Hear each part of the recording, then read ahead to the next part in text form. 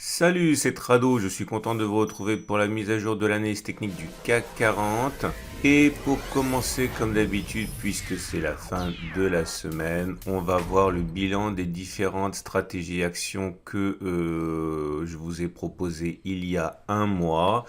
Alors, la première analyse que j'avais faite, j'avais pas fait de backtest. Vous vous souvenez, c'était la journée où justement je m'étais un petit peu insurgé contre le fait que certains utilisaient ces vidéos pour faire des trades et du coup j'avais dit faites le boulot vous-même, ça vous aidera à progresser.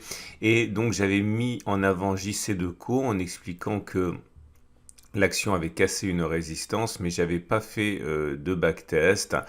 Un mois après, enfin 3 semaines après, nous avons un résultat ici qui est plutôt décevant, hein, puisque quel que soit le backtest que j'aurais personnellement fait, à mon avis, je me serais fait sortir, hein, sur une évolution baissière comme ça, hein, puisqu'on a cassé coup sur coup la résistance devenue support, puis un autre support. Donc, j'avais pas proposé de backtest, mais il aurait sans doute été assimilable à un échec. Deuxième backtest, c'était celui que j'avais proposé sur LVMH et l'Alligator, c'était le 14 juillet. Et faut que je fasse attention parce que je déborde un petit peu, ça fait moins d'un mois là, il faut que je ralentisse un petit peu la cadence. Le signal avait été donné sur la bougie du 14 juillet parce que en termes de stratégie alligator, enfin une des stratégies que j'utilise, c'est que lorsque le vert devient supérieur au rouge, qui devient supérieur au bleu, donc clairement les lèvres au-dessus des dents, au-dessus de la mâchoire, je fais le pari que l'on fera la distance entre la bougie de signal et les plus bas récents au-dessus plutôt qu'en dessous. Clairement, la distance ici reportée au-dessus. Et là, pour l'instant, malheureusement, on manque un peu de recul. Hein, c'est en cours. C'est en cours. Il fallait pas faire moins 5,80%. Oui, on est descendu, mais on n'a pas fait moins 5,80%. Et on est reparti vers le haut. On n'a pas fait plus 5,80 encore. Donc, pour l'instant, il n'est pas possible d'établir de bilan, hein, même si on va dire que c'est bien parti. Troisième backtest, c'était proposé sur Nexans, c'était une analyse hebdomadaire sur le cycle de Schaff. Il fallait pas faire moins 17,50, il fallait faire plus 17,50 avant. Et là aussi, hein, on est un petit peu pris par le temps. Je peux pas vous donner de bilan. On a pris 7,4% au maximum. Depuis, on a perdu un peu de terrain. Ça reste positif, mais on n'est pas capable de dire s'il s'agit d'un succès ou d'un échec pour l'instant, même si là aussi ça semble plutôt bien parti.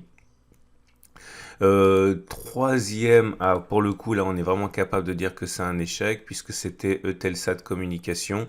Je vous avais proposé une stratégie basée sur le CCI. Il fallait pas faire moins 4,97 et il fallait faire plus 4,97 d'abord. Et comme vous pouvez le voir, là pour le coup, ça a complètement pas fonctionné, hein. Le taux de réussite, je me rappelle, était de 62% pour ce backtest. Bon, bah là, on est dans le cas, dans les 38% où ça fonctionne pas.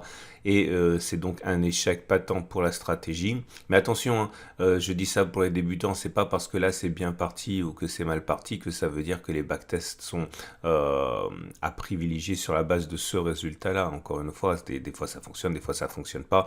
C'est pas parce que ça n'a pas fonctionné ce coup-ci que c'est moins bien que le backtest qui aura été couronné de succès. Ok, ça fonctionne pas comme ça l'analyse technique et le trading, hein.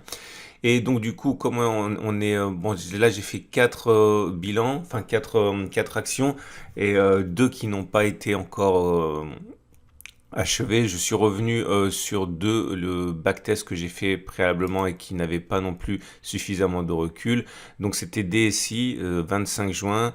Et on avait une stratégie qu'on avait mis en place basée sur le MACD.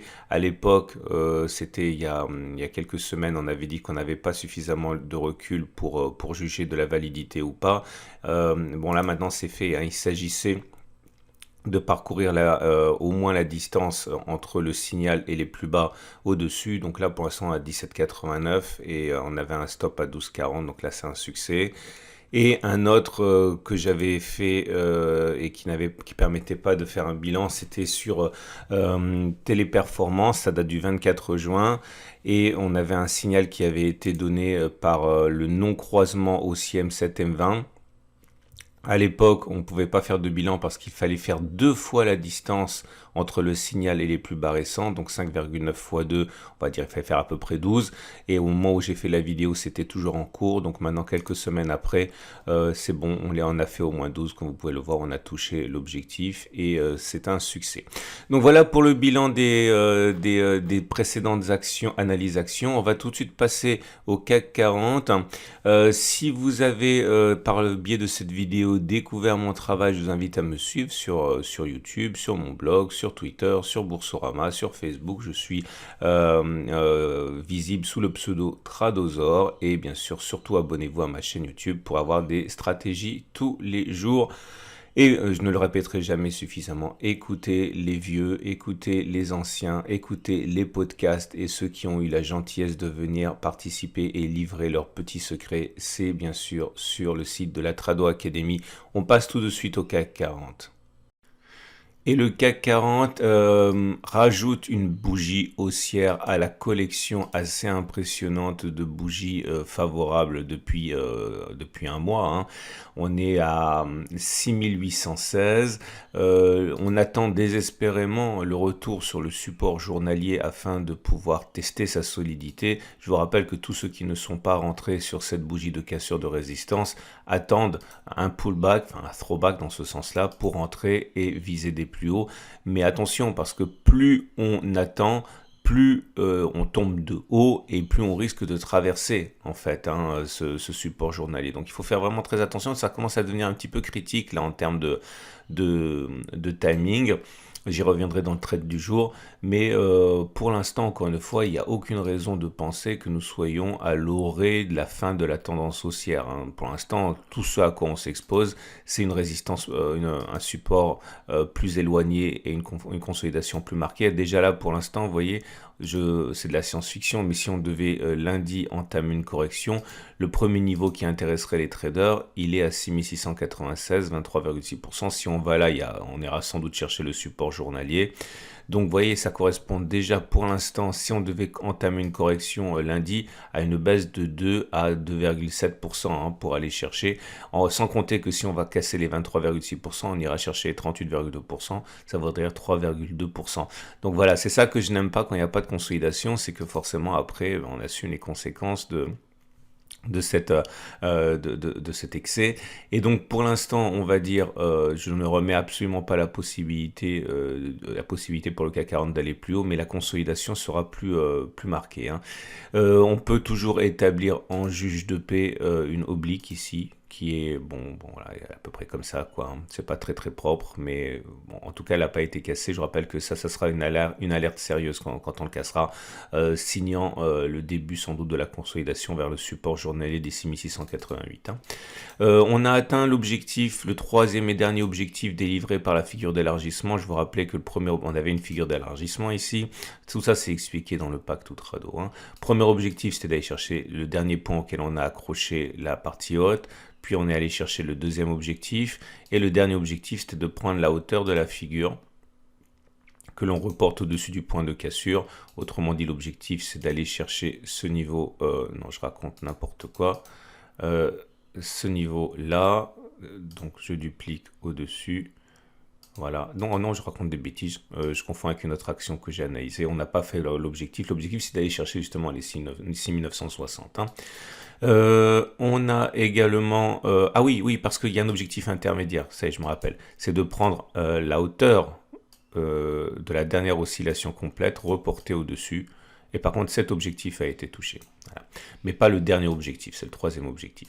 Et ce qui nous amène donc aux éléments de chandelier japonais avec un beau chandelier encore une fois encourageant puisqu'on termine dans le tiers haussier et que c'est vert. C'est confirmé par la bougie Aiki Nashi qui montre une nouvelle fois une bougie sans mèche basse, donc c'est positif, donc il n'y a aucune raison de s'alarmer pour la suite. Évidemment, le 3-line break ajoute un nouveau bloc vert puisqu'on a inscrit un plus haut. Et pour les éléments techniques, eh bien, ça reste très positif naturellement, à commencer par la moyenne mobile à 7 jours qui établit rien, mais en fait on est toujours au-dessus du M7 qui monte, donc la tendance immédiate est haussière. On est au-dessus de la moyenne mobile à 20 jours qui monte, donc la tendance générale est haussière. On est au-dessus de la M50 qui monte, donc la hausse de fond est haussière. Je vous ai expliqué, on a déjà backtesté ça, qu'il y a un croisement fort M20, M50, et ça également, hein, c'est favorable. Au niveau des autres indicateurs techniques, il n'y a rien de nouveau, donc je ne vais pas vous faire perdre votre temps pour ça. Ce qui nous permet d'aller directement... Ah oui, les bandes de Bollinger, bah forcément, elles s'écartent à cause de l'augmentation de la volatilité, c'est haussier. L'Ishimoku pour terminer, et l'Ishimoku aussi est haussier, mais c'est pas nouveau, ça fait plusieurs jours maintenant qu'on a dit qu'on était haussier, puisqu'on était au-dessus d'un nuage qui monte, au-dessus de la Tenkan qui monte, au-dessus de la Kijun qui monte, donc c'est haussier. Attention, la distance à la Tenkan commence à devenir importante. Je vous rappelle que c'est comme un élastique qui se tend, plus ça se tend, plus le retour à la Tenkan est plausible. Donc pour l'instant, méfiez-vous, hein, de cet écartement à la Tenkan qui devient important. Mais la tendance est haussière, hein. Et on termine donc tout naturellement avec les trades du jour. Alors, que peut-on faire? Ben là, c'est un petit peu compliqué parce que acheter alors qu'on est en pleine extension, là, comme ça, c'est difficile.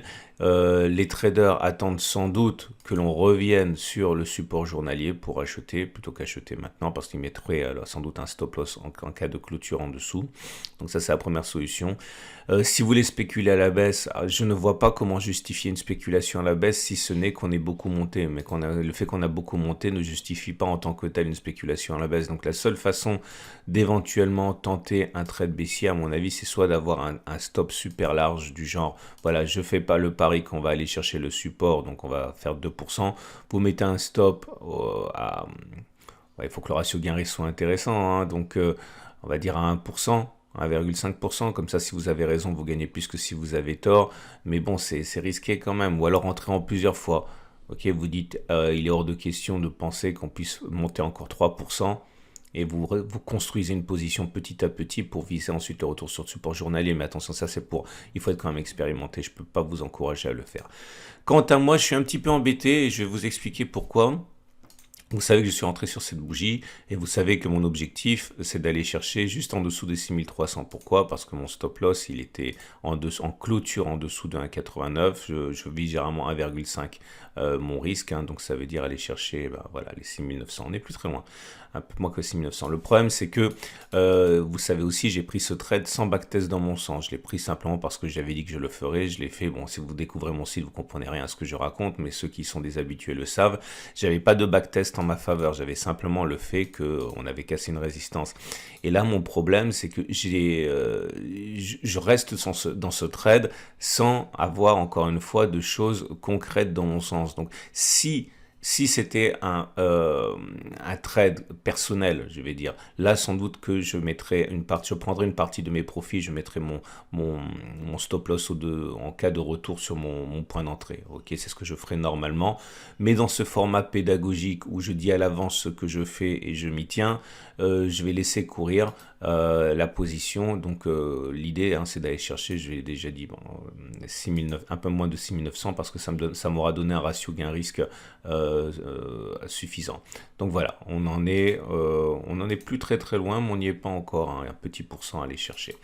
Voilà, je vous souhaite une excellente journée. J'invite à regarder à la fin de cette vidéo l'analyse technique de moyen terme, l'analyse technique de l'or qui a pris une gifle de 2%. Est-ce que c'est une opportunité? On voit ça dans la vidéo. Et rendez-vous lundi matin pour la préparation de la semaine de trading sur indice, sur crypto, sur euro-dollar et quelques actions. Et donc à demain.